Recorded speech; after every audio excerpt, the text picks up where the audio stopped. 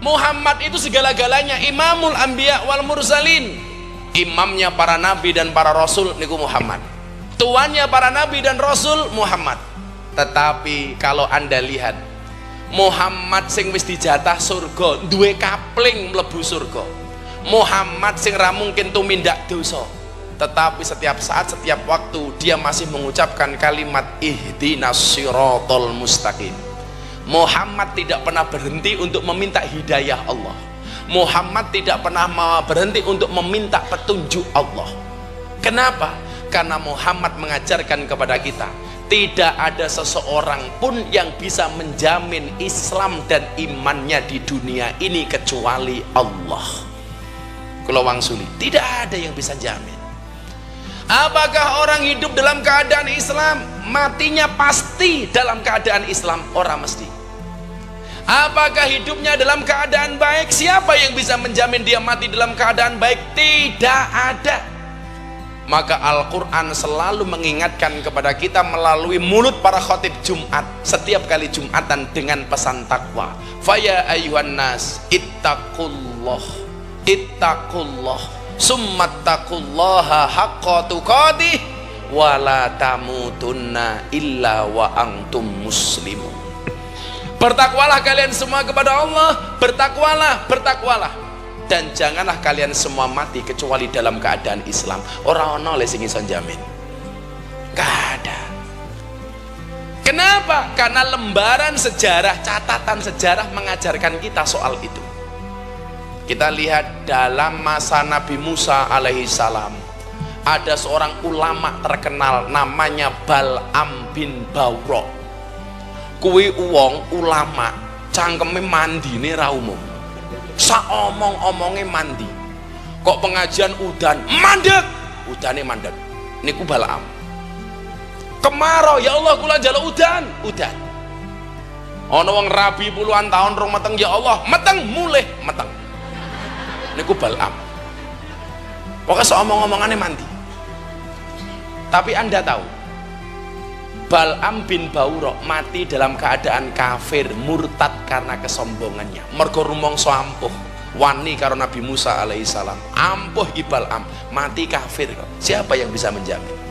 Bal'am bin Bawra namanya. Zaman kekhalifahan Abu Bakar bin Khattab, ada seorang laki-laki namanya Rajal Unfuwah, delegasi sunnah. Ada orang yang ngaku nabi namanya Musailamah Al-Kadzab. Rajal Unfuwah ini diutus oleh Abu Bakar untuk mengingatkan Musailamah Al-Kadzab supaya sadar kembali kepada Islamnya Nabi Muhammad. Anda tahu Rajal Unfuwah mati dalam keadaan kafir padahal dia delegasi sunnah. Sopo sing iso jamin? Apa rumangsamu kowe santri Cempaka Jajar mesti apik? Urung mesti. Rajal Unfuwah delegasi sunnah. Bahkan mohon maaf, ada seorang pendekar perang zaman Rasulullah namanya siapa? Ubaidillah Al-Jahsi. Endi ono perang mangkat dhisik dhewe, dia mati dalam keadaan kafir. Kenapa? Karena kecintaannya minum khamr. Sopo sing iso jamin? Gak ada yang bisa jamin. Makanya kamu jangan mengatakan aku wis seneng karo Rasulullah, aku wis hadrowan, aku wis sholawatan, aku mesti mati dalam keadaan baik. Tidak ada yang jamin. Makanya apa? Rasulullah mengingatkan kita dalam sebuah hadisnya niki nyuwun sewu, kula niku lak maca hadis niki kadang-kadang nangis. Saya pahami, saya pelajari, saya mengerti, kula nangis maca hadis niki. Rasulullah jauh hari mengingatkan kepada kita apa? Dua kutub yang berbeda, dua hal yang berbeda. Apa kata Rasulullah? Wa inna ahadakum fayamalu bi amali ahlin nar, dan ada di antara kamu kata Rasulullah yang telah melakukan amalan-amalan penduduk neraka, fayakun bainahu wa baina illa diraun, sehingga jarak dia dengan neraka hanya 1 meter kata Rasulullah. Niki penghuni amalannya amalan neraka nih, sehingga jarak dia dengan neraka itu cuma 1 meter tok. Jadi sagasan meneh niku neraka nih. Tapi apa kata Rasulullah? Fayasbitu alaihil kitab, Allah mendahului catatan takdirnya. Fayamalu bi amali ahlil jannah, di akhir hidupnya dia melakukan amalan-amalan penduduk surga. Fayadkhuluha, maka Allah memasukkannya ke dalam surga. Niki awalnya wong elek bosok, kurang 1 meter meneh wis nyemplung neraka. Tetapi apa? Catatan takdir merubah hidupnya. Di akhir hidupnya dia melakukan amalan penduduk surga dan Allah memasukkannya ke dalam surga. Tapi kita juga diingatkan oleh Rasulullah, wa inna ahadakum ya'malu bi amali ahlil jannah, dan ada di antara kamu yang melakukan amalan-amalan penduduk surga, fayakun bainahu wa baina illa diraun, sehingga jarak dia dengan surga hanya tinggal 1 meter. Jadi sagasan meneh mlebu surga niki. Ler surga niki. Surga niki. Sagasan meneh surga. Tetapi apa kata Rasulullah? Fayasbitu alaihil kitab, catatan takdir mendahulinya. Fayakmalu bi amali ahli nar, di akhir hidupnya dia melakukan amalan-amalan penduduk neraka. Fayadkhuluha, akhirnya dia masuk ke dalam neraka. Naudzubillah min dzalik. Sing nomor siji wau, sing pertama wau, awale amalane amalan neraka tapi meh mati amalane surga, akhirnya mlebu surga. Sing nomor loro, awale amalan surga tapi akhirnya amalan neraka dia dadi mlebu neraka. Gak ada yang bisa jamin, Pak. Siapa yang bisa jamin? Ayo. Contohnya Bal'am bin Bawra, Rojal Unfuah, Ubaidillah Al-Jahsi. Bahkan seorang tukang adzan yang diceritakan oleh Imam Al-Qurtubi dalam kitabnya, 5 waktu sehari di dalam sholat dia mengumandangkan adzan. Setiap datang waktu sholat dia yang mengumandangkan adzan. Allahu Akbar, Allahu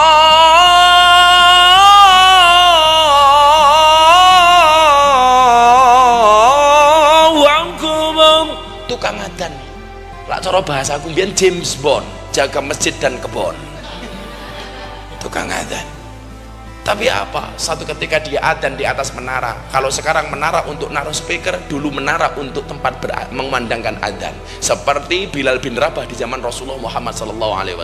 Begitu adzan, di bawah ana cewek liwat, set, matane ndelok. Wow. Sehingga apa yang kemudian terjadi? Begitu selesai adzan, dia turun, ceweknya dikejar, set, ditakoni, "Dek, aku seneng karo kowe." Apa jawabannya sing itu? "Sorry Mas, kita nggak bisa." Kenapa? Karena kita beda agama. Aku wong Kristen, kowe wong Islam. Kita nggak bisa menikah, Mas. Sing lanang ngoyak mergo matanya sudah terpikat, tai kucing rasa coklat. Yo ya, pokoknya aku kudu rabi karo awakmu. Apa syaratnya? Dijawab sama perempuan ini, gampang Mas, tinggalkan agamamu, kamu masuk ke dalam agamaku. Akhirnya apa? Sing lanang niki murtad, mlebu Kristen, mlebu Nasrani. Maka mereka menikah di gereja. Setelah selesai menikah, mereka mau melakukan honeymoon malam pertama. Munggah ning dhuwur omah, ndelalah kepleset, tiba mati. Kelangan Islam urung nganti jike-jike. Siapa yang bisa jamin? Maka kula matur kali ibu-ibu sing biasa nderek ngaji kula teng pundi-pundi niki, belum ada jaminan. Ngalor ngidul jenengan nyewa sepur bayar 10.000, itu belum jaminan. Lah sing melu ngaji urung jaminan, apa meneh sing ora tau ngaji? Nggak ada jaminan.